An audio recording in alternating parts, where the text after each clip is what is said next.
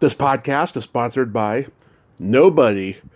Hey dudes, welcome to Splat from the Past, the only 80s themed horror and sci-fi show where things can get totally radical. Now today, I will be welcoming a Renaissance woman of stand-up comedy, mime, and acting, and I am talking to Toni Attell. Toni is originally from San Francisco. She started out with the Actors Conservatory Theater, and from there she went into mime, and she played the mime in the notorious Marilyn Chambers Adult film Behind the Green Door, celebrating its 50th anniversary. And then she's responsible for the Comedy Store Players forming in the early 70s. And she has been in so many great movies and TV shows. Aside from Behind the Green Door, she was also in Cheech and Chong's Things Are Tough All Over, Goodbye Cruel World. She guest starred on Three's a Crowd, Hunter. She did a couple episodes of Sledgehammer. She was in Annihilator with my good friend Kathy Stewart. She was in Arnold Schwarzenegger's Christmas in Connecticut TV movie that I remember so well when it premiered when I was 9. And she's also an acting and comedy teacher, and we're going to talk about all of that stuff today, and I can't wait. She's from San Francisco, like me, so it's going to be a great conversation, because I love talking about that time, especially in San Francisco, and I just cannot wait. So yeah, here is my interview with Toni Attell. Hello. Hey Toni, welcome to the show. How are you today? I am fine. What are you guys doing? Oh, it's just me, and I am doing fantastic. Oh, so I should just say, how are you guys doing? Or how are you doing, Tommy? Will suffice. Okay, how are you doing, Tommy? I am doing just spectacular. This is such a great honor. Thank you for taking the time today. Sure, not a problem. So going back in time, did you gravitate toward acting early on in your childhood? Yeah, I did. I did because my mother, when I was a child, brought me... I grew up exotic looking, and when you're a young kid, exotic looking is really not the way to look, As I grew older, my looks came to me, but when I was young, I was what you would call exotic. And so my mother took me, I remember, to a show on Cinderella, and I think I was around 6 or 7, and they asked someone from the audience to get up and play one of the ugly sisters. And so my mom volunteered me, which I thought was pretty weird. Yeah. But I killed. I mean, I improvised one of the ugly sisters, and I had so much fun as a kid doing that. And I think it was my first taste of, they like me, Yeah. Oh, that's nice. I got a laugh there. Oh, that's even better. Yeah. So it's funny, you start off in life and, what that original component is that starts you. So that pretty much started me. And then as I got older, my mother put me in modeling in San Francisco. And, I posed for lots of pictures and stuff. But wait a minute. Okay. I have a bevy of dogs. Yeah. 1 second. I will move out of here. Okay. Because, hold on, I'm so sorry. Quiet. Okay, you guys, you just ruined the whole show.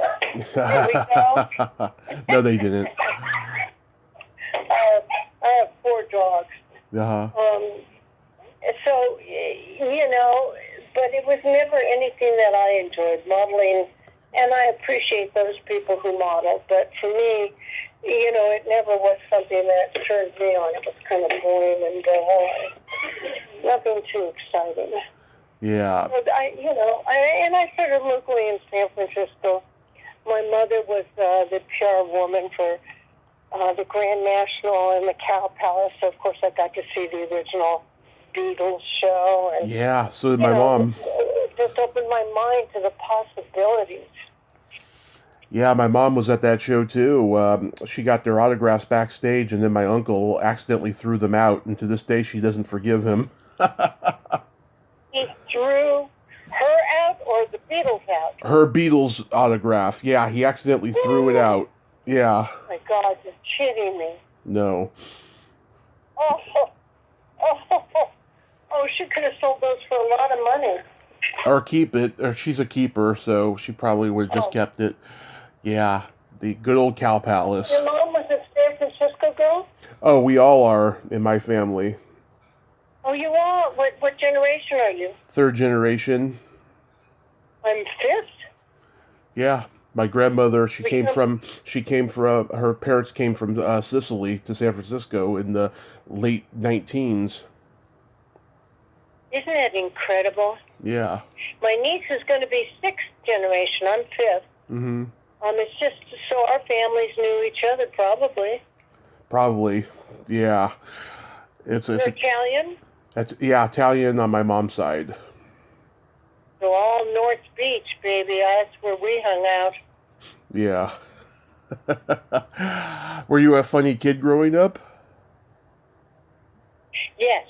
I won high school mascot because I made posters for the men's room that said, "Hold it, vote Toad for mascot." My nickname was Toad then, Toad. Yeah. And I won. So yes, I did use humor, even though I was told, as I've gone back all the time to my high school reunions, that I guess people thought I was quite pretty then. And of course, we never know that as kids. We think, oh no, I don't have blonde curly hair with blue eyes. I've got black hair and green eyes, you know? Yeah. Oh, we don't know. And I think, you know, if there's ever a message out there to anybody who, you know, thinks less of themselves, which I think we all do, we never really think we're enough, is that we're more than enough. We're just so much more than enough. Mm-hmm. And it's cool if you don't fit into the fish swimming upstream and you're going a different way. Use it. Just use it. Absolutely. Did you watch comedy on TV growing up? No, I did not. Well, yes, excuse me, I did. I watched The Honeymooners, which I thought was my father. I thought Jackie Gleason looked like my father, actually. I watched The Honeymooners. I watched,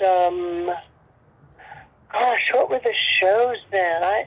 We didn't, and we watched Disney. Every Sunday we could watch Disney, and that was about it for movies. And in fact, one of the things I really rue to this day is that I did not watch enough movies before I came to Los Angeles.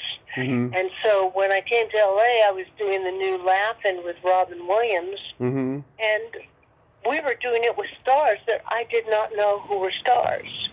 You know, like Henry Fonda, Shirley MacLaine, you know, B. Arthur, James Garner, who had a crush on me. You know, just all these amazing Tina Turner. Well, I know who Tina Turner was, but just stars. Betty Davis. I did Baby Jane for Betty Davis. Interesting. It was quite funny. She said, "Toad," because she's an Aries like I am. You do me well, but let's face it, you do me the way female impersonators do me. And everyone knows I don't talk like that. She was so cool. I loved her. That's so awesome. So you were part of the American Conservatory Theater. I've talked to a few people from there. You talked to, you said Lois Foraker, right? Lois Foraker, Donovan Scott, Joy Carlin. I was thinking about reaching out to John Lazar, but he's very unpredictable in interviews. I'd listened to a couple. Oh, really? Yeah. You never know if he's kidding or not, and he always pulls a sneak attack on you. Go ahead. Oh, well, you've got some greats that came from there. I mean, you've got the Donuts that came from there. Mm-hmm. Michael Lerner, Deborah. I was just watching her last night in Bugsy.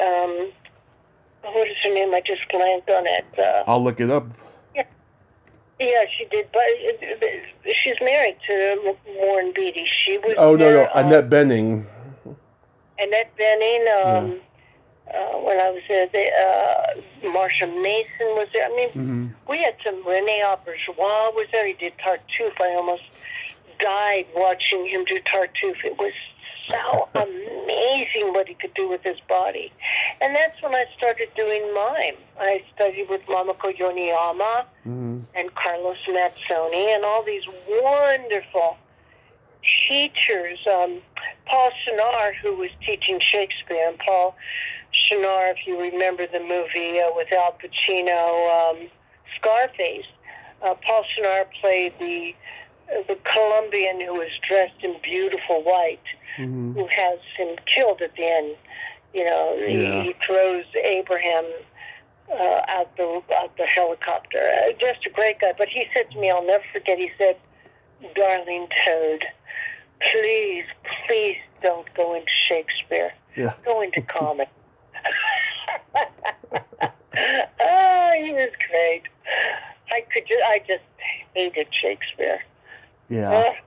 It's not for everybody. Now, Robin Williams loved Shakespeare. I met Robin when he was a waiter, believe it or not. He was a busboy in Sausalito at the Trident. And I was in the musical Hair. And so when we walked in, someone must have recognized me. They put on Aquarius. And I sat down, and Robin Williams came up to me on one knee, and he said, "My lady, what doth thou wish to order?" And I said, "My lord, pick it for me." And he did. And that's how we met. And we developed a friendship. Robin developed closer friendships with men. He wasn't all that close to women. He was a man's man. I never realized that. That's interesting. Wow. So you were in the Hair, like you played Pregnant Jeannie. How was that experience overall? Oh, it's wonderful. It in fact, we just lost 2 weeks ago Michael Butler, who was our golden warrior. He died. He passed. He went to another realm. But Ben Green, who I think you know from Pippin, he's won more awards than anybody in the world on Broadway. And I are trying to put a memorial together for him because his family doesn't seem to want to do it. But he had, and still, Hair is still running some billion years later. And the friends, we've all remained, all the different tribes from all over the world have remained. We talk, we still communicate to each other, email each other. It was an emotional and beautiful experience, I think, for us to go through as innocents. You know, we thought we really could change this world, and I think what we ended up doing was kind of weakening it to a degree. I'm not sure what we did, but, you know, it wasn't what we wanted to do. It must have been heavy to wear a pregnant belly. Well, I had a doctor one time come up to me and say, you know, "I've been watching you. I've come to the show 3 times. I cannot say for sure, but I think you really are pregnant." And I said, "I am with my fantasy, but not really." So that was a great experience. I remember the opening night, a wonderful, famous, he's still alive, disc jockey, Terry McGovern. Oh, yeah. From down in the Bay Area. A wonderful improviser, wonderful man. Yep. I was told, you have to walk him through the opening of the show. Well, he'd never done the show. So I'm pulling poor Terry with me, and so the naked part comes, and of course, I never did after that, because I wore the belly, but Terry was saying, "Oh my God, KRON TV is out there, and my radio station, KRLA, or whatever it was, is out there, and my wife is out there, Molly, and oh, come on, we're under the screen, let's take off our clothes." Terry and I were so excited about taking off our clothes that unfortunately, because I'd never done it, we stood up too early. And the rule was that if you were naked, you could not move on stage or the police would arrest us all. So we had to stand there naked on stage before anybody even did it. Mm-hmm. While Aaron Tabor was singing, "Where Do I Go?" And we're just and let me tell you, 40 seconds, 50 seconds on stage naked seems like eternity. Forever. We couldn't get down. We couldn't get under the scrim again. We just had to stand there. And I remember my father, his mouth was just wide open like, oh, my God, because I promised him I wouldn't do that. So, there we go, another promise broken. How long did that run for? It ran for a couple of years. Mm-hmm. What I used to do, I used to hitchhike. Mm-hmm. I used to hitchhike down to the theater, and whoever picked me up, I would give them 2 free tickets to a sold-out hit musical. Interesting. So they would get so excited. Mm-hmm. And then one day, some man picked me up and started heading towards Golden Gate Park, and I thought, uh-oh. Instinctually, I could feel this is not good. And I said to him, it just so happens I have 2 free tickets for you tonight to see the musical Hair. And, boy, he changed his direction pretty quick. Yeah. There's some interesting things that went around Hair, and I'm recently discovering them because I don't know if you remember the Zodiac Killer. Oh, of course. Well, the police felt that the Zodiac Killer had killed his first victim the opening night of Hair. Yeah. And it was right after Hair. He was at the theater. Mm-hmm. So they had us hold a Halloween party, and they were going to try and catch the Zodiac Killer there. Mm-hmm. Some 50 years later, I get a phone call from my girlfriend in Barbados. She said, I need to talk to you, Toni. I think that you can help me out. Mm-hmm. At your Halloween party, in the musical Hair at the Geary Theater lobby, some man turned to me, sitting next to me. He had on one of those red and black lumberjack shirts. Yeah. And he said, hey, do you want to hit off my pipe? And I said, sure. And she said, and the next thing I knew, he was strangling me. And she said, Arsenio, Vivado, who was in our cast, saw him and jumped on him and pulled him off. My God. And he ran away. Now, the thing is, where was the police? They were supposed to be there to catch him. And they never caught him. They now think they know who he was. Mm-hmm. But she just called me some 50 years later. Wow. And said, I'm having these recessed memories. And then, on top of that, I go, ding, ding, ding, ding. There was a man who used to always come in a red and black, kind of Colorado lumberjack shirt, who would always pick me up in his taxi, and because my great-great-uncle was prize fighter of the world, and take me to the old San Francisco bars where there were pictures of my great-uncle up there.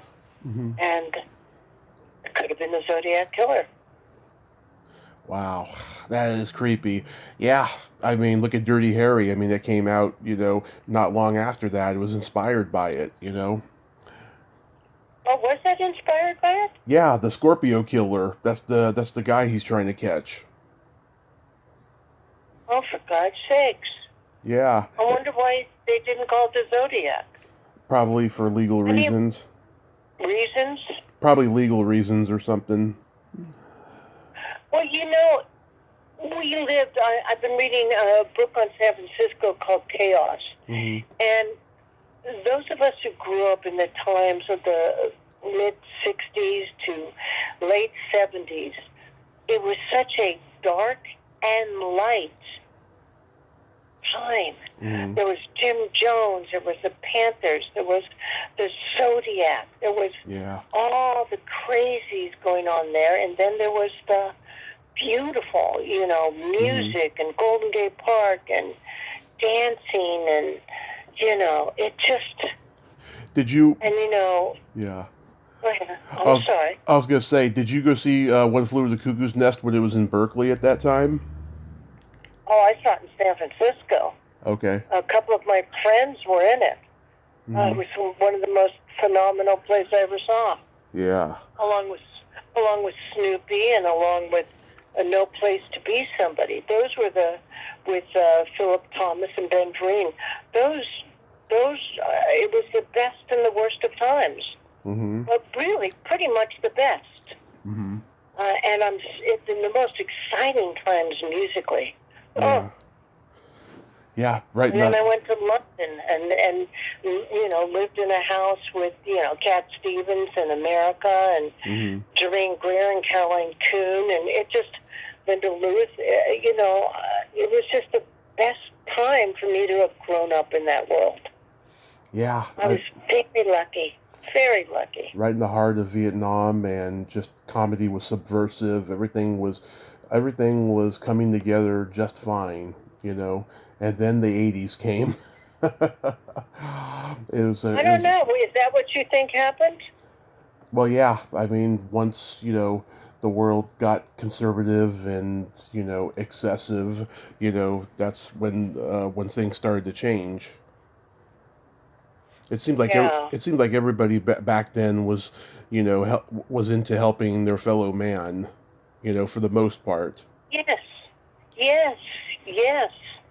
And we were coming out of what we thought was a very strict, 50s and early 60s doctrine. And so, of course, we were rebelling against it, which is natural for children and people to do. But, yeah, something happened. Something clicked. And, I recently went back to San Francisco. I go back all the time, but I usually stay in Marin County. And San Francisco, I have to say, I loved it. I loved it beyond everything. But at that time that I was living there, I had to make a choice. I had been working with Ringling Brothers, Barnum and Bailey Circus, doing mime with animals and choreographing the clowns. And then I was given the choice to be the first female ringmaster or go to Hollywood. Yeah. And it didn't seem like a big choice. It was like, I would have gotten the Guinness Book of Records for being the first female ringmaster, but Hollywood? Yeah. Wow! Yeah. Let's go. Yeah.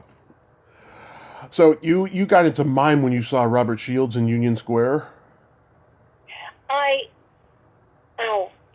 That's a good one. I saw an article on Robert, whom I thought was very beautiful. And he and I became friends, and then eventually he asked me to be his partner and to go with him to L.A., but I also do intuitive work, and I got very intuitively that Robert was going to meet someone there, and it wouldn't be a pretty thing for me to have to witness. So I had him go, and of course he met Lorraine Yarnell, and Shields has always been an adversary, however you say the word. Adversary. He's always been quite mean to me. Although I appreciate his skills and his finesse and the beauty of how he created his stuff. He was what I would call an acrobat mime, and I was a storyteller mime. So I was his biggest competition. And instead of working with me, he just gave all my material to his wife, Lorraine, who unfortunately passed. But she was a great artist, great tap dancer. And they did it in Vegas, making, $40,000 a week while I was touring all the college campuses, making, $1,500 a show. Yeah. And I resented it very, very much. And he never apologized. He was always very ungracious to me. Yeah. Very ungracious. He's very arrogant. I tried to get him on the podcast earlier this year, and he was nice at first, and then the day before he turned into a complete prick. And then another comedian I know, I'm sure you know him, he's from the same generation, he tried to get him on his show like a month or two ago and had the same experience. And another guy I know did get him on his show and had to do a lot of editing because he kept giving him shit during the whole interview. I don't know what is up with this guy. I mean, he is a genius at what he did, You know, I guess he just made bad business decisions and it made him bitter. Who knows? You know?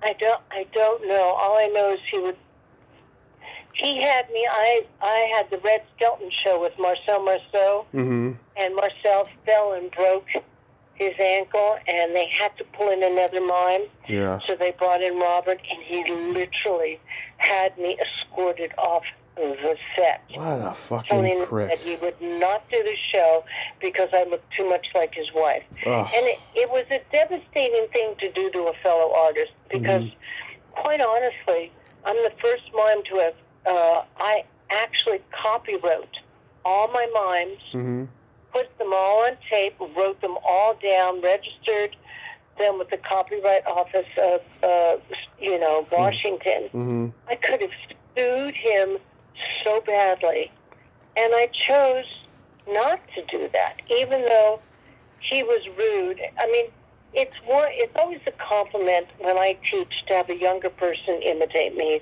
or take something. I don't mind. That's the way you grow as an artist, is by, imitating another artist. But to take their technique. Yeah. His technique was imitation.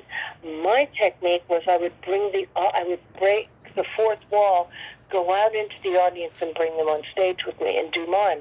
He just gave all that technique to his wife with all my mimes. And that was a devastating blow to me as a human being. Yeah. But I don't want to go on about Robert Shields because he has his own karma. I just want to say this real quick. A couple years ago, I interviewed Michael Boogaloo Chambers, the breakdancer. He told me his two biggest influences were Ray Harryhausen's stop-motion creatures and Shields and Yarnell. And it makes sense. Look at the way he dances and the way he moves. You know? It's just... It's brilliant. Yeah. It's brilliant, but he didn't take his mimes. He used some of his techniques. Right. It's just like Michael Jackson used the mime walk, but did it backwards because Marcel Marceau taught him that. It's just beautiful. That's the way it should be, and you should compliment. Again, I compliment Shields for his magnificent acrobatic ways, but not for his humaneness. No. You knew Marcel Marceau, right? Yeah. What was he like? Because I heard that. Oh my God, he had a temper on him. He was a brilliant man, and he was very kind to me. Marcel Marceau was a hero. Did you know his story at all? Not his full story, no. Well, I'll tell you one part of his story. But when he first started doing mime, he got into the French underground, and he rescued about 3,000 Jewish children. He literally, as a clown mime, walked them through, bombs and terror and mountainous terrain to their safety. So as far as I'm concerned, Marcel Marceau is a great hero. Yeah. But yes, he did have a temper one time. One time I saw him on stage. He was very, very funny. He was doing a mime. And the French, they always, before the mime starts, you'll hear a tapping sound like, and that means the show's about to begin. And he was doing a new mime, and he was doing this new mime. It was at the Geary Theater, and something went wrong. Sound effects or something went wrong, and Marcel Marceau just stopped. He walked off stage, and he heard,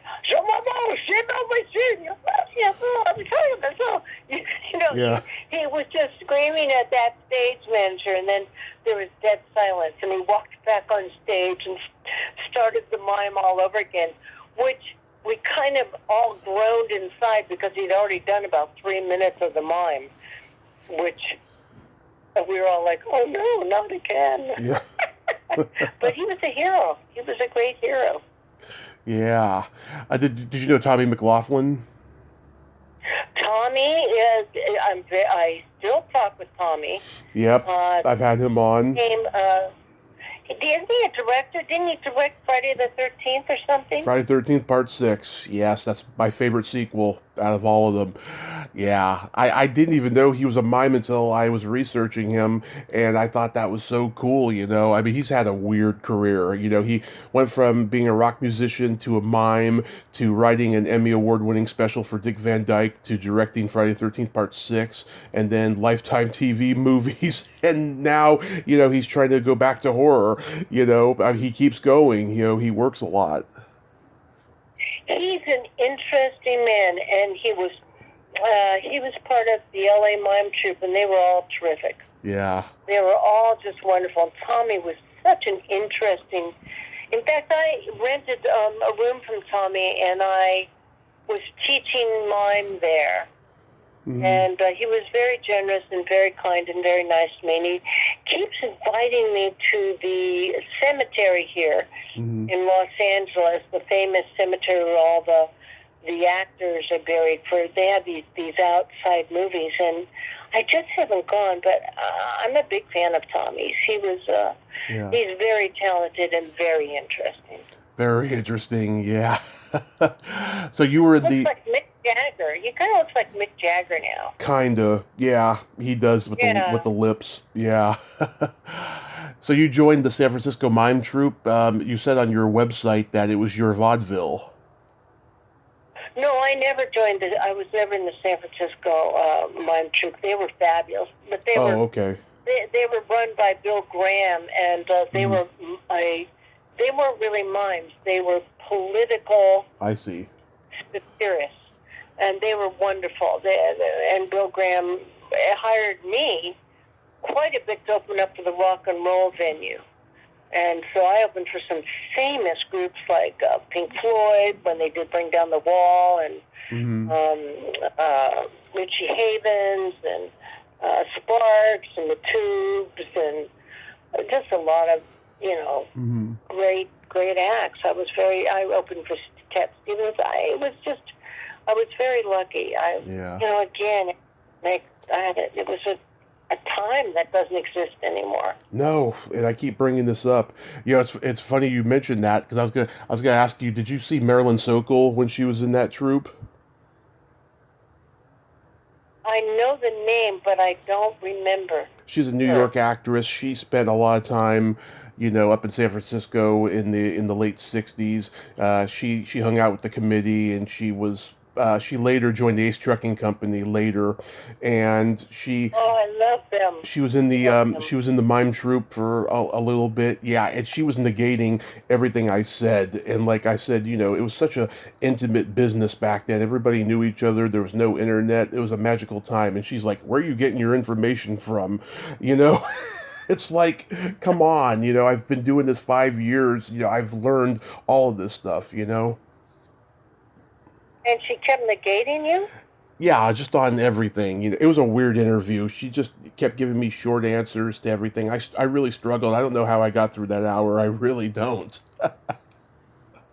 Well, you know, the committee, I'm still in contact with Carl Gottlieb, who was a member. I know Archie. I know Archie Hahn. I know Peter Elbling, and I know Larry Hankin. Oh, yeah. Yeah. Oh, Larry's brilliant. I love Larry. Yeah. Larry is so bizarre. He's never going to change, and I love that about him. Yeah. And Carl and I wrote a book called The Little Blue Book for writers, directors, actors, and producers. It's like a little educational book on all the sections. But they played a prank on me. John Brent, I don't know if you remember him from the committee, but Sounds familiar. He ran for mayor of San Francisco, and he was a wonderful, very tongue-in-cheek. You know, everything he did was deadpan. It was just brilliant. He said to me, "Toad, how would you like to open for the committee one night?" And I was like, "Oh my God, yes, the committee!" And I was so excited, and I got there, and I was, I'm out on stage, and I'm doing Marcel Marceau's The Box, because I was just beginning at the time. And then I started to do something else. I thought, I'm not hearing any sound. Nothing, not even a cough, nothing. And I broke the fourth wall, looked out, and they were all blind. The committee had played a big prank on me. And you could hear the people who brought the blind people and were saying things really quietly under their breath, like, she's feeling a glass wall. And you'd hear, oh, she's walking upstairs that don't exist. Oh. And it was so cute. So that's the first time I talked. Mm-hmm. I broke, because I talked. I did comedy as well as mime. Right. And I broke the fourth wall, and I started talking to them, and I decided, you know what? I'm going to start teaching mime to the blind. And I did. Oh, Yeah. God bless you, Toni. That's wonderful. You know, I don't know how it's possible, but you managed to do it. That's awesome. Well, it was pretty funny. There was a picture where I'm doing a bird, and they're all, you know, Mm-hmm. all their bodies are humped over me like one giant kinetic sculpture. And everybody's moving their arms up and down like a beautiful seagull. And there's one man with his hands on my butt with a big smile. And my stage manager has an arrow saying, is he blind or did he just walk in, you know? Yeah. Oh, that's hilarious. So how does Behind the Green Door come your way? Well, what happened, there was hair change. We had the original tribe, and then as people dropped out, other people came in, and Mm-hmm. towards the end of Hair, Johnny Keys played a major role of Burger. And Hud. Hud had been played by Philip Thomas, and then had been played by Ben Vereen, and then it was played by Johnny Keys, Roscoe Blount, and then Johnny Keys. And Johnny Keys said to me one day, Toad, they're doing a movie and they're looking for people Mm-hmm. that are actors. And would you like to audition with me? And I said, well, okay. And we went down to the O'Farrell Theater, and I met Jim and Art Mitchell. And they immediately took one look at me and said, oh, we want you for the lead. And I said, oh, really? I haven't even auditioned in front of you. Mm-hmm. And they said, that's not a problem. Here's the contract. I said, well, wait a minute. I need to call my mother. So I've got my mom on the phone, and we're going through the contract. And at the very bottom of this contract, there were two little squares that you were supposed to mark off. Mm-hmm. Square one said, do you prefer bawling or non-bawling roles? And my mother said, well, what does that mean? I said, I don't know. Yeah. She said, well, go ask them. So I went in. I said, Mr. Jim, Mr. Art, I'm at the bottom of your contract, and what does bawling or non-bawling roles mean? And there was a lot of hemming and hawing.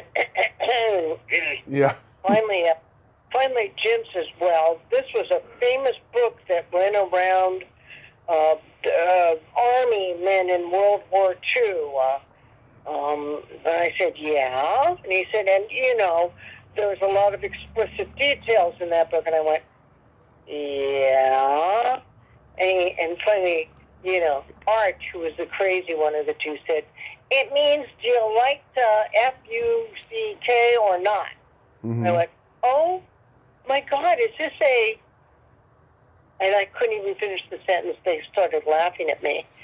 And I said, well, I can't do that.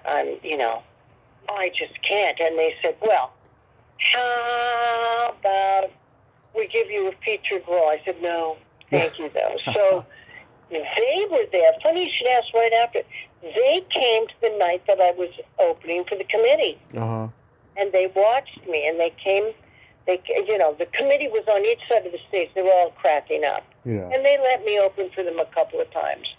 But they came and they said, look, we're going to have you open the movie doing mime. How do you feel about that? And we'll give you a point. And the only people who have a point in this movie is Marilyn Chambers Mm-hmm. and Johnny Keys and the other famous guy who got murdered. I know who you're talking about. Yeah. Yeah, John Holmes. John Holmes, yeah. And I said, points? No way. I want $150. And I have to tell you, it was the most extraordinary experience. First of all, in honor of the Mitchell brothers, they paid off all their points. I would have gotten probably 35 to 40 thou, because they were very good about paying off their points. But I had no idea. So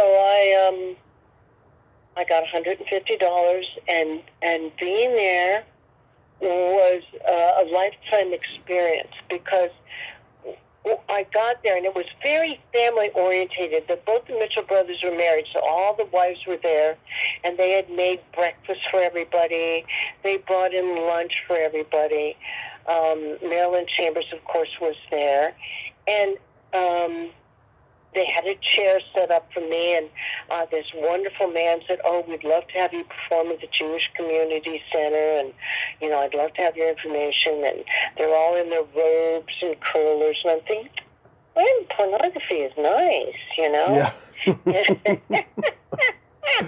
And I do my opening bit with the football player, who's very famous, Ben, I can't remember his name, I'm sorry. But I'll look it up. And everybody was very nice, and they'd say things like, "Now, Toad, we're bringing the camera down, we're shooting up at you.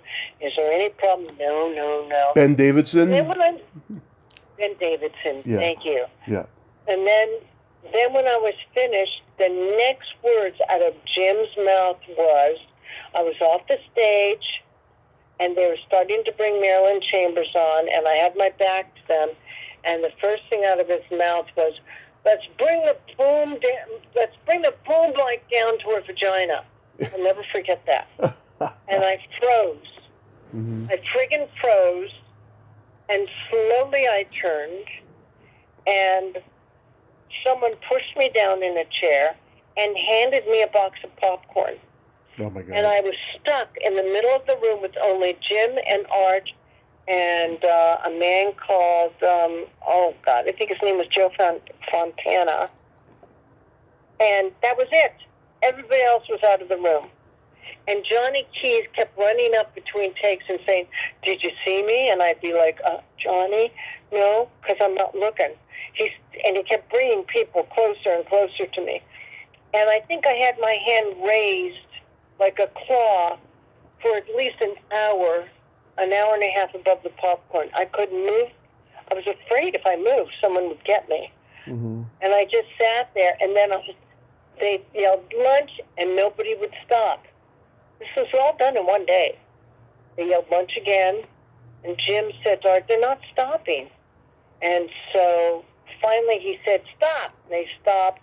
And Marilyn, I'll never forget it, she was doing a big swing scene with like 6 guys or something. And she got off and she walked up to me and she said, "Hey, Toad, you want a hot dog?" Yeah. I thought, you know what? I'd better get out of here. This isn't a good place for me to be today. So I thanked everybody and I left. And I kept in contact. The Mitchell brothers ended right after that, the Nickelodeon. I don't know if you ever remember that or knew about it, but it was at midnight with Freaky Ralph, the Tubes, me, and Marilyn. And for a nickel, you could come into the and see the show. That line would start. It would start and it would go all the way down Polk, Sutter. I mean, there were just hundreds of people lined up starting around 10 o'clock to get in to see that show. And to my great horror, I was the opening act for Marilyn Chambers. What exactly on my resume. what was Marilyn Chambers like? Stupid. Really? Oh, honey. Beautiful, innocent-looking woman. Yeah. So stupid. Stupid. Beyond stupid. It's like I always thought there was something wrong. Later, many, many years, I think about 7 years ago, they did Behind the Green Door as a movie.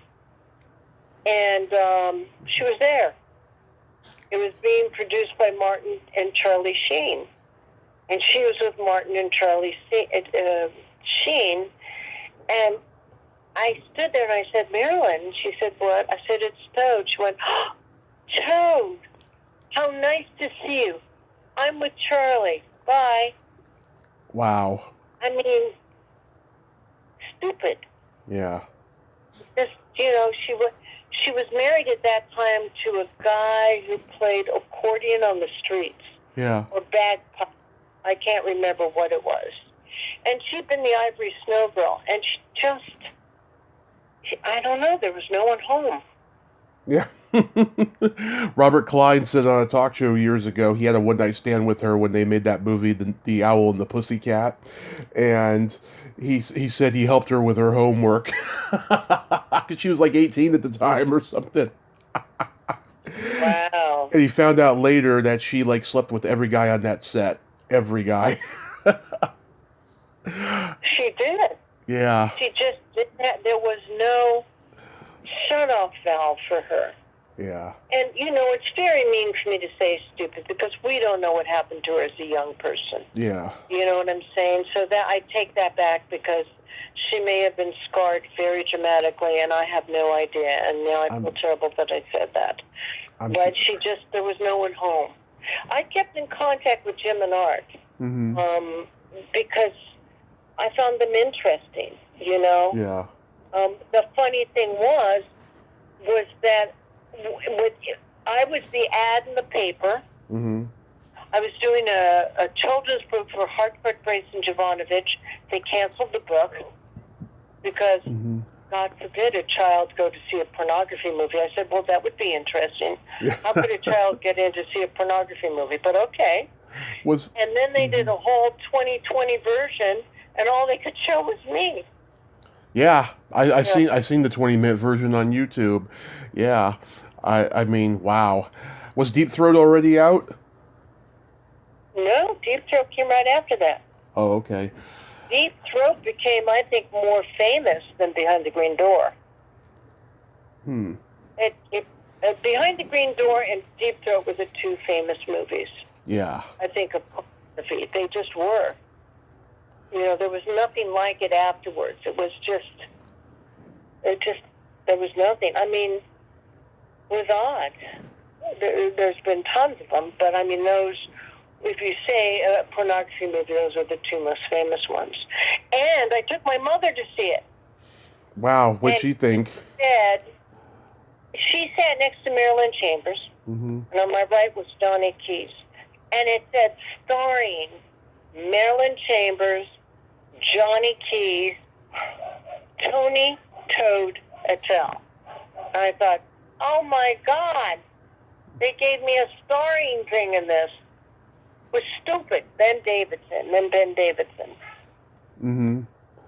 They may have changed it since, but I was like horrified. Absolutely horrified. My mother clutched my hand like, dear God. Well, you gotta take it with a sense of humor. It's all funny. Oh yeah, I mean, I have to tell you, Toni, you are cute in this movie. You look like a Jewish geisha with that makeup on. You know what? You got me perfectly. That's exactly what I am. Yes. I'm a Jewish geisha. Yeah. That's perfect. Thank you. What a wonderful title. I love it. Thank you. Of course. Yeah, all the critics thought that this movie was very rooted in like Fellini and all the European-based art films, and I think it is. I think that they didn't know what the heck they were doing. They were luckier than hell. Yeah. They were just lucky. They had this very kind of bizarre. This woman is kidnapped from a place in Marin County and taken to this sex club, and she likes it. Yeah. Interesting concept. The Fellini part came with me because I love Fellini. Yeah, well, Toad became like the unofficial ambassador for that green door. I'm telling you, I did. Yeah. And I think it's funny. I mean, to this day, people remember it. And I recently went to my IBD, whatever, IMDb, Right. thing. There was behind the green door, and I thought, wouldn't you know, it's so funny. Who cares? It's like, but it was a great experience, and I'm so glad I got to experience it. Yeah. It was really, how many people can say they did it without having to do the hard work of it? My earliest introduction to the movie, in Cannonball Run, Jackie Chan is watching the movie while driving. He's got like a TV and VCR in his Japanese car, in his souped-up Japanese car. Yeah, and an oncoming truck almost hits him. So then after he gets out of the way, his friend in the back seat takes the tape out of the VCR and starts hitting him in the head with it. Funny. Yeah. Oh, it's hilarious. So after that movie, is that when you go to LA and start the Comedy Store Players? Is that when I went to LA? No, I went around the world. Yeah. On Chapman College, 7 Cs. Now I've got my timeline screwed up. Then I went to ACT. Mm-hmm. I came to LA, and I was doing the new Laugh-In with Robin Williams, and I stuck my card under the Comedy Store door, and Mitzi called me in, and immediately had me opening for like Steve Martin and Jay Leno and Morse Saul and Jackie Mason. Mm-hmm.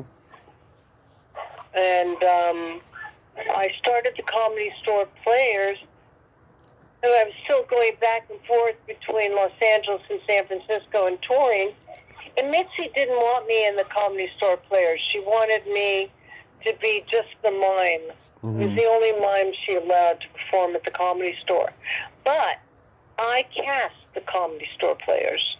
And I'm really proud to say they all became famous.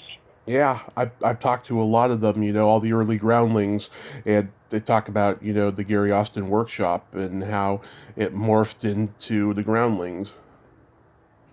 No, it didn't. Who said that? Really? I'm paraphrasing it. They all have different versions of how it happened. Well, I came out with Gary Austin. Gary Austin and I went to LA because they wanted to put together a new man and woman comedy team. Mm-hmm. Fred Roos brought us out. But Gary Austin at that time, and God bless him, he's passed. Mm-hmm. Gary had a temper, but boy, was he talented. Yeah. And, the groundlings did not treat him well. And they kicked him out, which broke my heart because he really worked his ass off on that. He really was a master at that. I think he helped Helen Hunt become a star. Helen Hunt become a star. But the Comedy Store Players were a group of people. They didn't come from the groundlings. Mm-hmm. I mean, Taylor Negron, Lucy Webb, Jim Stahl, Cynthia Sergetti. Walter Okowitz. Who? Walter Okowitz. He was in what are they called? The War Babies. Oh, the War Babies with Jed Mills. They were wonderful, too. I've been trying to get Jed on here, but he won't respond. Yeah. Off the Wall. Mm-hmm. Fabulous Tony D'Elia. Mm-hmm. Jed, the wonderful people on Off the Wall. I studied with Harvey Lembeck. Yeah. And that had John Ritter and Robin. Carolita White. Chris Lemon. Huh? Carolita White, she was in there. Uh-huh. Mm-hmm. Laurie Jacobson, who's a good friend of mine. Oh, okay. Yeah. And she was a waitress at the Comedy Store in like 81, 82. Wow. They had it hard. Those waitresses I really liked. Yeah. They worked very hard, and they deserved lots of money. Yeah. They were hard. I lived with a couple of them in a big home Mm-hmm. and they were always so nice. Were you there when the strike happened? Oh, yeah. Yeah. I got there just after the strike. But I worked there for about 5, maybe 6 years. But, you know, I love comics, but I also hate comics. Yeah, same here. They're so sad. They're so dark. They're so narcissistic and sad. But they're brilliant. And they make people feel good. And, you know, I had to make a choice whether I was going to continue in stand-up comedy or do TV and movies. And my choice was get out of the stand-up comedy because they wanted me to be the, what is it called? The Master of Ceremonies. Yeah, which the means MC. Open, do the middle, do the end. Right. And then go on tour with 2 male comics. Well, that, you know, that's like being house mother. It means you got to clean up. And I just said, no way. So I lost a lot of clubs because of it, but I understood I deserved it.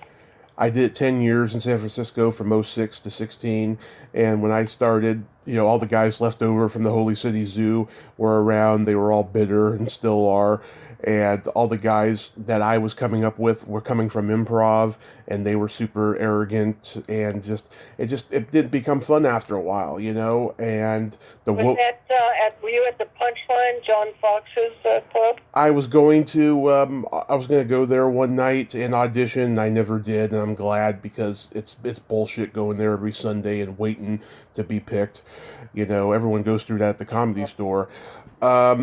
No, I was like San Jose Improv and Rooster Teeth Feathers in Sunnyvale. Those were my clubs that I played at.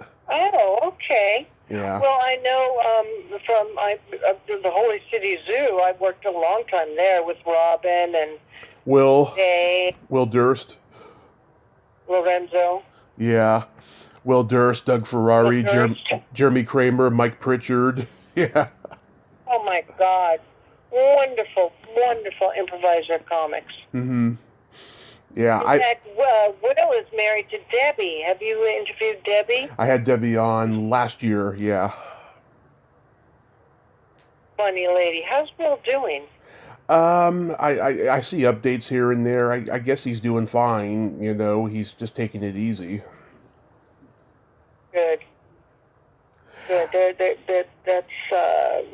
There's so many famous. You know, I was talking. Someone's interviewing me on all my stories because I'm a storyteller. Yeah. As you can tell. Yeah. And he said, I want to call this Almost Famous. Yeah. Toni Attell. You know, and I've been thinking of that title, but I don't like Almost Famous because that was a movie. Yeah. A movie. I'm thinking of Coulda, Shoulda, Woulda Been. Coulda, shoulda, woulda been Toni. Yeah. You know? But to me, the adventures were what I was after. Mm-hmm. Life is an adventure, guys. You go for it. Go for your dreams. This isn't a dress rehearsal. Right. Do it. How did you get to be in Cheech and Chong's Things Are Tough All Over?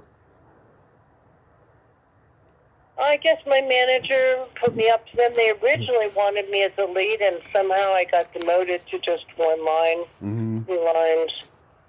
But they were really nice to me. They you know, had lunch and dinner with me. They took a lot of my ideas. And there's a guy there. All he does is stick out his tongue. He became very famous. Dave Coulier. Uh-huh. Yeah. I had Tommy on last year, Tommy Chong. I couldn't believe it. He was wonderful. You know, I love this movie. There's that scene towards the end where they're watching a porn movie in the theater, and Chong, as the Arab, he imagines that 2 camels are fucking. Well, they were. Oh my God! I remember one time going and seeing them, and they just totally cracked me up. And I think it was Circle. Mm-hmm.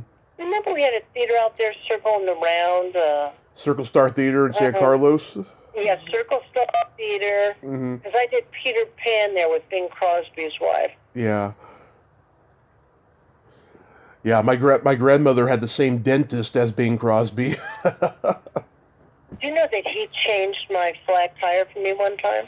No, really. Swear to God, I was driving through Hillsborough in my mother's old Rambler, and I got a flat tire, and I was just standing there, and this man pulled over, and he helped me get the tire out, and he took a wrench, and he did all the blah, blah, blah. And just as he was walking away, he started to whistle the Cocoa Pops.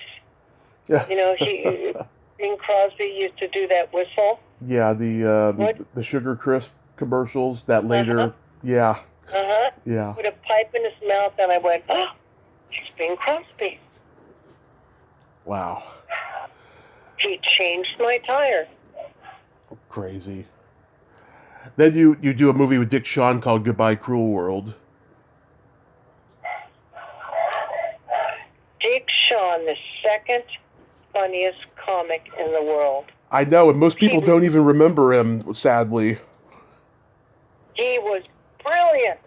Yeah. I went backstage to meet him one time, and Jane Montgomery was running the committee at the time, and Jane was running his second funniest comic in the world, and he looked at me and went, "Wait, you must be a mime." I said, "What?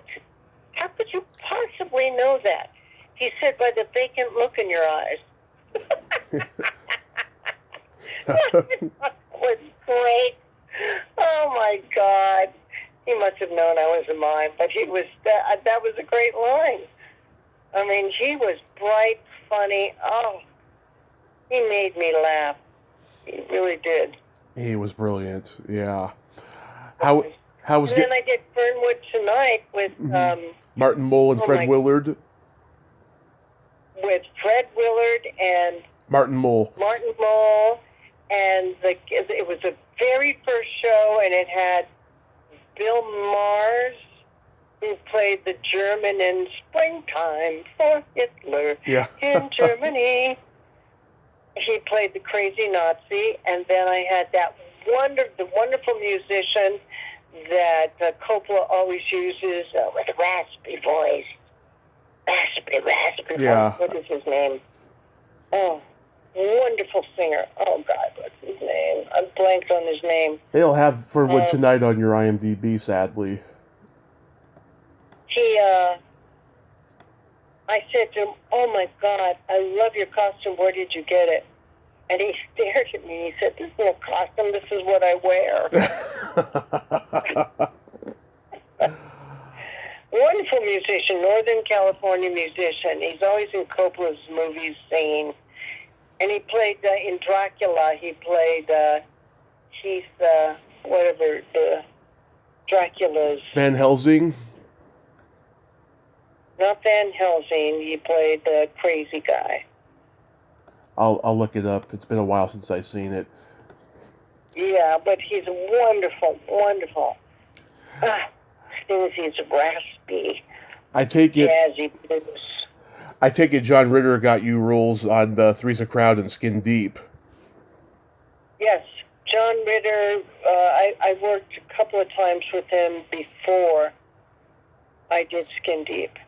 And I was lucky enough to work with Blake Edwards. I mean, I've worked with Blake Edwards, Clint Eastwood. I mean, I've been lucky. I've had a couple of really great directors that I got to at least experience, even in a small way.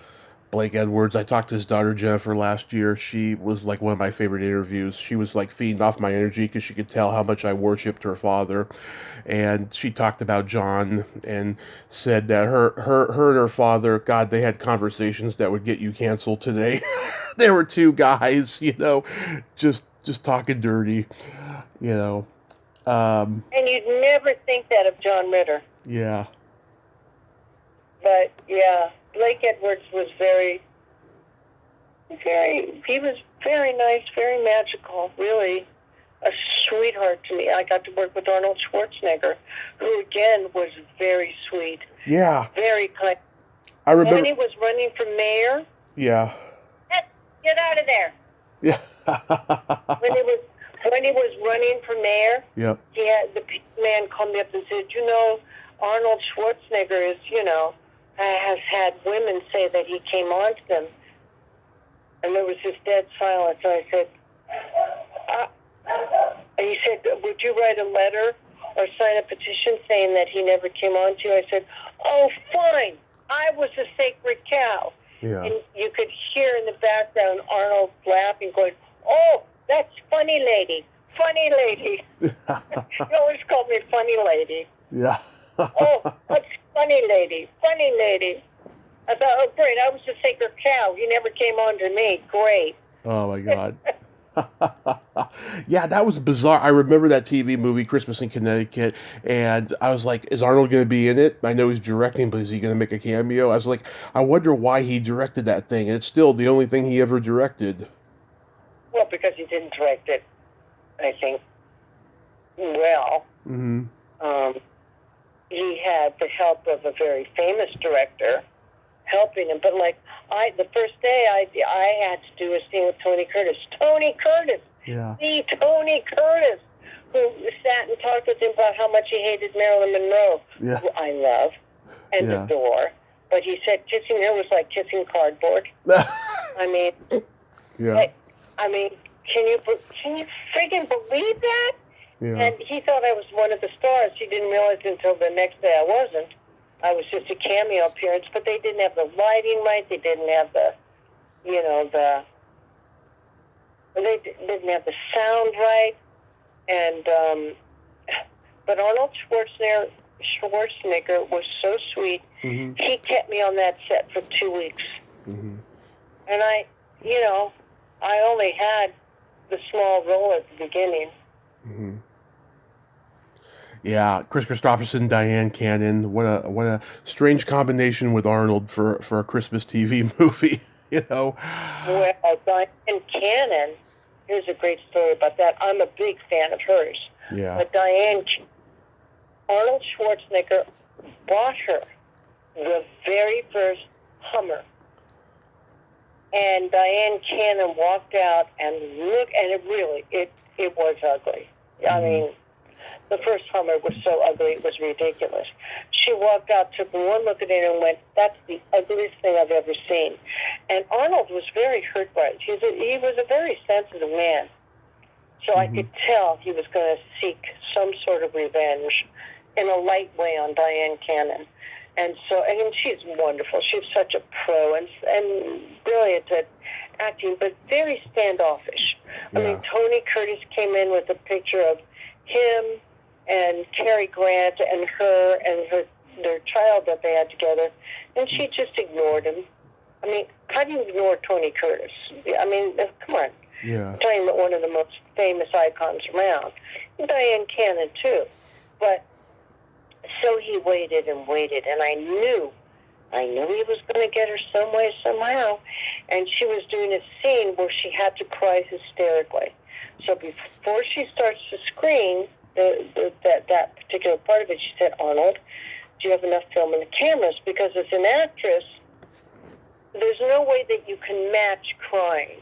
Do you know what I'm saying? Yeah. If you're crying and then you stop film, it's very hard to build from there. Do you know what I'm saying? Exactly. He said, oh yes, Diane, I have enough film in the camera. And so she started going, and he went, and cut. We're out of film. And she just stared at him because she had just asked him if there was enough film. And I had to laugh to myself because that's how he got her. And in fact, there's a really cute picture I have of myself. He saw me out of the side of his eye. Mm-hmm. I made friends with the photographer who was a wonderful man. And I'm standing at the counter, and slowly I move closer to Arnold as he's directing. And slowly I move in. And I know he sees me. Slowly I move in until I'm right next to him as he's directing, and the photographer took the picture. But Arnold saw it, and he just, he allowed it to happen. It was really cute. Nice.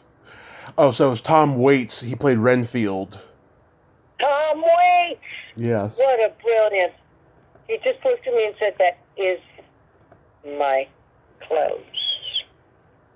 And I was doing a character that they had seen me do in San Francisco in a show that I had written called Body Cartoons, BODY. Love it. And I worked with all these cartoonists, and I wore a one-piece jumpsuit with tie-dye on my butt. Mm-hmm. And I did Fanny impressions, Tushy impressions. Yeah.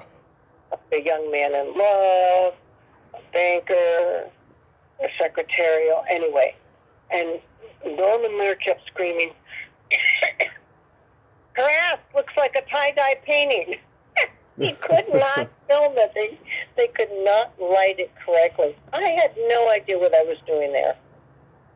It was like, oh my God. They walked in with 3 pages of dialogue for me. Uh-huh. That wasn't even spaced. Alan Thicke was the producer of that show. Mm-hmm. I had no idea what the show was. It was my first day in Hollywood. I thought I was to go on as this funny character, but there was all this dialogue, like they were interviewing me on the chair, and I should have had those, I should have had those lines and everything down. Yeah. But nobody sent them to me. Huh. It was very, very weird. And I had my dog with me. Mm-hmm. I had Coco, my dog, that used to be out with me on the streets when I performed on the streets. And he got out of the dressing room, and I could see him paw by paw, slowly dragging himself towards me on the couch with Martin Mull. Yeah. Paw by paw, until finally I'm talking to Martin Mull and what's his name? And the dog Fred Willard rolls over, and I start scratching my dog's belly. Yeah. And they've got a camera right on my dog with his leg up in the air, my fingernails scratching his belly, his tongue is hanging out. Mm-hmm. All the crew cracked up. They thought that was great. I had great experiences. Whether they were good or bad, they were wonderful experiences. Yeah. Like, I grew up loving Sledgehammer. I remember when you were on that show. Well, Sledgehammer was the test for me. Alan Spencer, the producer of that show, was crazy. Yeah. Every day I see it on Facebook. You're on Facebook with him? Yeah, because I connected with him because I was trying to get him on the show, and I haven't been able to reach out. I've been so busy with other people, but like every day he's posting the most hilarious jokes every day. Alan Spencer was a genius. Yeah. Alan Spencer snuck in when he was 17 years old into Mel Brooks' office, and Mel Brooks caught him. He snuck into the window. He somehow got through the doors there, the gate, snuck into Mel Brooks' office, and Mel Brooks said, "What can I do for you, kid?"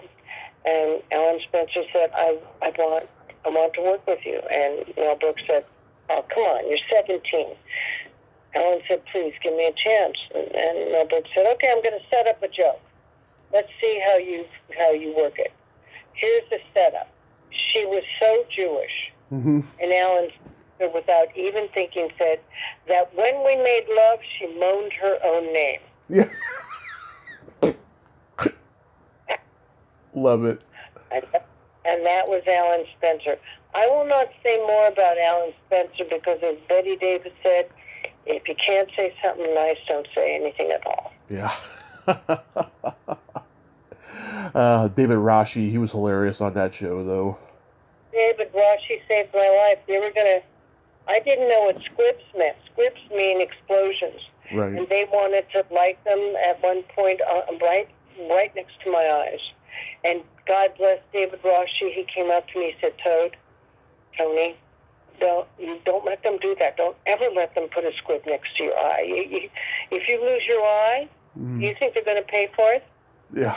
What's going to happen to your career? He was a wonderful man. The Harrison Page, who played the chief, the head of the department, wonderful man. The captain. The girl, wonderful woman, wonderful group of people, just lovely people. Yeah, it was a funny show. Sad it only lasted a short time. You're my second guest from what?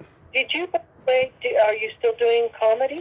No, I stopped pre-pandemic. I may go back to it someday. Who knows? I just got tired of the bullshit backstage. Yeah, Yeah, I don't, I don't blame you. yeah. It's gotten worse, and we could be here till next week talking about that. But um, you're my second guest from Annihilator. Do you remember doing that pilot? Annihilator. Catherine Mary Stewart, who's a friend of mine, Lisa Blount, who's no longer with us. It was about a robot woman. Jeez, I don't remember at all. It was a sci-fi thing. Okay, we don't have to go there then. And we Um, don't have to. yeah. You know, I don't.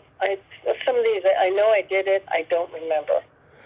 How about that? You did a couple Stephen J. Cannell shows, like Hunter and the A-Team. Was there those good experiences? A lot of Stephen Cannell shows. 18. Yeah. But a lot of his stuff. He was a brilliant savant of a writer. He was so nice. Mm-hmm. He one time called me up, Victoria Burrows, the casting director, called me up and said, don't ask me any questions. I only want you to come in and do a few lines. And I'm like, my ego's like, I don't want to do a few lines, but okay. It was nighttime. She pulled me right into Stephen Cannell's office, and he was so kind to me. He said, Toni, it's so great to see you. I love putting you on my shows. I mean, he was really kind. Yeah. And, I got a week's worth of, and that was on Hardball. Mm-hmm. He was just, and he was brilliant. Brilliant writer. Really kind, nice guy, too. Yeah. You know, when you see humble, good, sweet people, it just makes up for all the bad stuff. He was he was severely dyslexic, and he overcame it. Well, I'm severely dyslexic. Yeah. I've been known to do my punchline before I do my setup. I've been on stage where I've looked at the audience and said, did I just do my punchline and not have setup? And they've gone, oh, yeah? With no laughter, just like, Yeah. okay, yeah. You did a... In fact, go ahead. I remember being at the Comedy Store one time, and I used to do this bit where I'd say, okay, now it's the time for me to read your body. That's right, I'm intuitive. I promise you I will not embarrass you. And I'd take out a big, giant flashlight. I mean, it was like about 4.5 feet. I could barely hold it. Yeah. And I'd click on. Well, I started one night really reading their bodies. And I remember Nifty saying to Argus Hamilton, Yeah. Argus, is she doing psychic work or is she a comic? Because I really was reading people. It was the strangest thing to go from comedy to suddenly being very serious. It just came through me. So I threw away that bit quick. Do you remember doing the pilot that David Hemmings directed, Werewolf? Yes. He kept saying to me in that beautiful English voice, darling, the way you lean over that cabinet is not a good look for you or your neck. I said, well, is there another way I can lean over the cabinet? He said, I'm sure you'll find a way. He was delightful. And it was my voice that came on every week saying, oh, it's a werewolf. Yeah. And you guest starred on Babylon 5. Was that fun? It was nothing. I played such a tiny role, I don't even remember. So how long have you been teaching now? About 30 years. So I teach at UCLA Extension. I did teach at USC Film School. And I did teach at Chapman Film School. And now I'm at UCLA. And I also have a private class online for cold reading scenes and how to do it. So we're up to date on me. Yeah, do you get a satisfaction teaching that you don't get when you're performing? I love teaching. I love seeing my students make it. I love it. And now, teaching at UCLA, I've been there 16 years, I get people from all over the world. It's fascinating to me. I learn so much about different parts of the world, and I love it. Yeah. Do you perform at all anymore, though? Pardon me? Do you perform at all anymore, though? My last performance was about 4 years ago at the Throckmorton Theater. Oh, yeah, I've been there. Mm-hmm. And it was raining. I had about 75 people in my audience. And I just thought, you know what? I need to stop. I'm not in prime shape to do this anymore. Mm-hmm. You know. But I still teach my students mime. Nice. So that they can, learn it. And, my very first show was in Africa. Really? When I was 18, 17, I went around the world with Chapman College 7 Seas, and I was outside the African Ballet, and there was a booth where the man was selling drums. Mm-hmm. And I asked him through my Indian interpreter, could I buy the drum? And he said, no, this drum belongs to our family. This is how we bring people into our little stall. Mm-hmm. And I said, okay, I understand it. And then I thought, I'm going to have fun right now. So through the interpreter, I said, if I can outdance you drumming, would you allow me to buy the drum? Because I will show I'm part of your family. And boy, his eyes lit up. He said, yes. And I must have danced for about 30 minutes. And I had learned African dance from Ed Mock at ACT. And I was just going to it, but I was getting very tired. And when I looked up, there was about 300 people, and they were all moving and chanting, and it was really beautiful. And he saw me getting tired, and he was such a sweet human being. He stopped and gave me the drum. He would not allow me to buy it because he said I was family. Well, it turned out the African Ballet had heard the drumming, and they came out.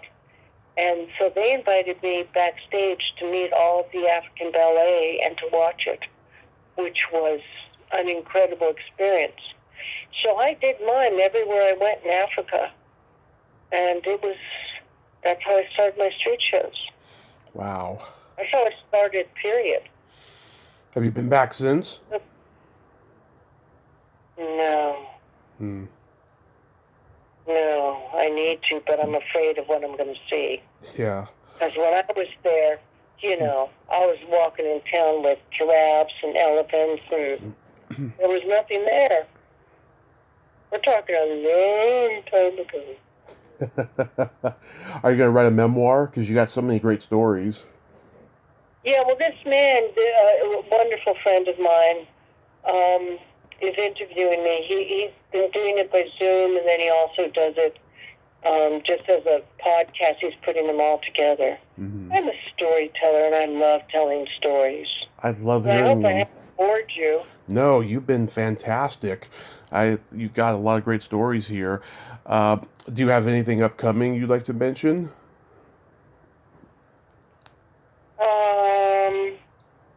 Just my classes at this point, and and that's about it.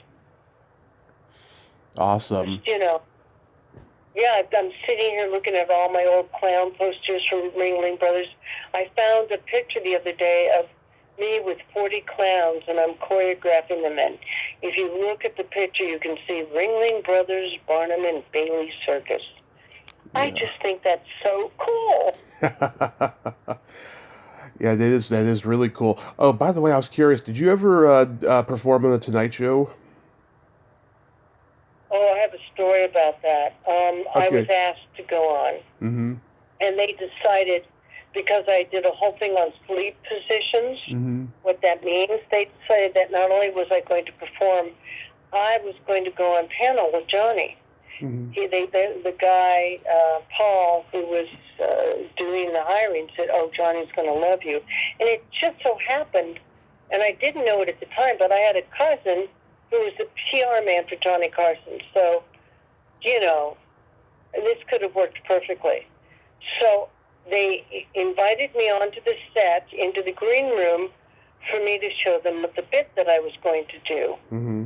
And as I walked into the green room, the audience was coming in for that show. And I walked into the green room, I turned on my tape to start my airline stewardess, and the door swung open, and there was a kid that I went to ACT with. He burst right into my audition, not even knowing that I was auditioning, ruined the audition, and the guy who was the talent coordinator got so furious he just walked out. Wow. Totally ruined my chance. Wow. That sucks. Yeah. Yeah, I'm connected with this woman who works for the Tonight Show for many years when Johnny was hosting, and she loved when I advertised I was going to be talking to you today. So I was just wondering, I wonder if she was on the Tonight Show. So. No, I was on Merv Griffin, Mike Douglas, Dinah Shore, all the other shows. Yeah, those were all. Never did. Those were all great experiences. Oh yeah. It's all, I remember doing one of the Mike Douglas shows outside by the marina in San Francisco, and they put up bleachers. And here I come performing, and I go into the bleachers, and my sister-in-law stands up in front of the camera to take pictures of me and totally blocks my whole performance. Oh, my God. Oh, those San Francisco stoner days. Yeah. Gotta love them. Gotta love them. Gotta love them. Hey, I got a couple jokes for you. Okay. Since it's Christmas, why did Frosty the Snowman have a smile on his face? Why? He saw the snowblower.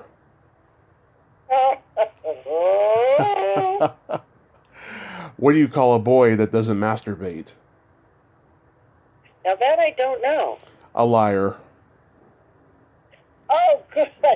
Good one. You're a dirty joke teller, huh? Yes. You know these dirty jokes on stage? Not these particular ones, but my own, yes. Derived from my own life. Yeah. That's one of the reasons why, they hated me in San Francisco, because they want everything to be, like story-oriented, alternative, as they say now, and I'm not that guy. I'm just a joke guy, Well, why don't you call yourself the porno joker? Well, I had all sorts of different names. I was like the Dark Casanova. I Tommy Throwback Kovac, which is what I go by on the podcast. I've had all these different names. You're like my friend Murray Langston, who was the unknown comic. Love Murray. He influenced me. He was a hero of mine. He and I were connected on Facebook 12 years, trying to get him on the podcast. And it finally happened last year because Tom Dreesen helped a little bit with that.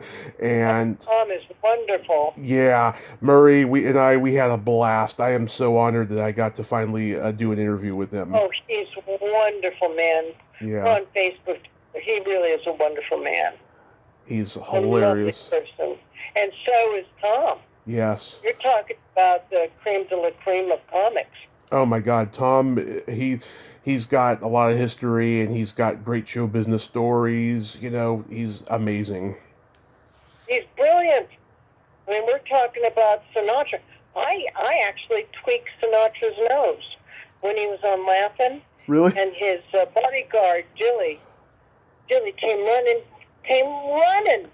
You don't tweak Sinatra's nose, he says. Mm-hmm. And I looked at him and I said, well, I just did. And Sinatra was laughing, and he invited me to his New Year's Eve party. Mm-hmm. My fiance at the time said, if you go, we're breaking up.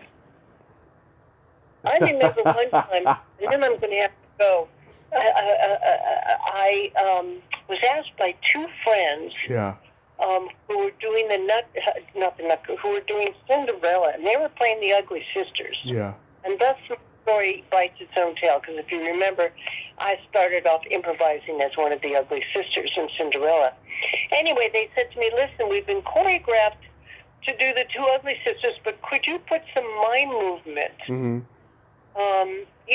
Like if we raise our arm, maybe you could have us shake our head a certain way. So I said, sure. Yeah. So I go down to the Masonic Auditorium in L.A., and, the whole ballet corps is in different corners of this large building, and I'm seeing one little area working with the two ugly sisters, and I'm giving them mind movement. Right. I don't think anything about it. Right. And then I get a phone call that says, listen, the corps is having their dress rehearsal today, and you are wanted there. So I go down into the Masonic Auditorium, and literally they're all standing on stage in different positions like a chorus line. Remember the poster of a chorus line? Of course. They're all in positions and beautiful. And as I'm walking down, I see there's just one chair on stage and a stenographer sitting on the floor next to the chair on stage, and I think to myself, shit, I never asked who the choreographer was. Yeah. In fact, I never even asked what ballet company this is. So I get up on stage, and I realize the choreographer is Baryshnikov. Oh, my God. And it's the New York Ballet. And I'm thinking, oh, my God, I just screwed with Baryshnikov's choreography. And so I'm sitting there totally panicked, and out come the two ugly sisters doing their little pantomime moves. And Baryshnikov walks up and watches them for a while, and then he says, wait, who's choreographed you? A mime, a clown? And I think to myself, you got it. Both ways. You got it. So he left 70% of what I did in. And then I was requested by him to stand off stage while he smoked cigarette after cigarette to watch the ballet every night. I fell in love with Baryshnikov. Oh. And then he invited me to the wrap party. And again, my fiance said, if you go, we won't get married. So I never went. Wow. But isn't that interesting? I mean, oh my God, the New York Ballet with Baryshnikov choreographing it, and I don't even ask. It's like the story of my life. I'm going to get a T-shirt that says, ask first. You know? Yeah. Funny. It is funny. Anyway, it's been such a pleasure to talk with you, and I know you're busy, and I got to go. Yes, Toni, thank you so much for coming on today. And yeah, I think you should write a memoir, because you just got an oral history of just amazing, comedy folklore, and I think that people would buy it. Do you think that I could use your the Jewish geisha? Of course. I just love that. Yes. I think that's so cute. I love it. Thank you. Absolutely. I'll give you credit for it. Absolutely. I'd love that. Well, you have a happy Hanukkah, Merry Christmas, Happy New Year, and just be safe out there, and just keep on doing what you're doing. The same to you, and to anybody who listens to this. Remember, you're bigger than anything that can happen, and friggin' follow your heart. This isn't a dress rehearsal. This is it. This is not a dress rehearsal. Absolutely. Well, you have a great day. Thank you. You too. Thank you so much. Bye-bye. Well, there you have it. Toni Attell. Ain't she a sweetheart? Oh, what a great lady, and I'm so glad we got to talk today. And yeah, like I said, I mean, she's history of comedy, and it needs to be told, because comedy looks like it's going away. I hope I'm wrong, but that's what I'm perceiving. Well, until next time, this is Tommy Throwback Kovac saying, there's no shame in living in the past, because the present sucks. Later, dudes.